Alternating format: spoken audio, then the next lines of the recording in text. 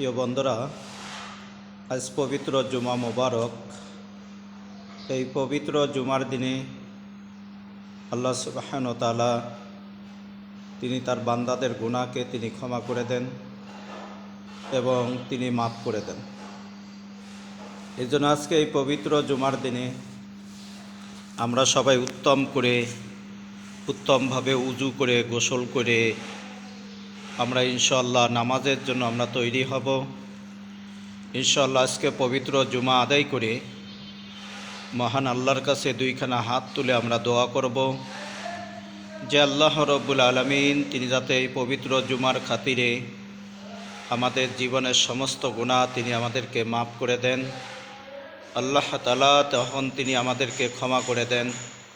আমরা পবিত্র জুমা নামাজ আদায় করে মহান রবের দরবারে আমরা এই প্রার্থনা করব যে আল্লাহ আপনি আমাদেরকে ক্ষমা করে দেন এবং মাফ করে দেন।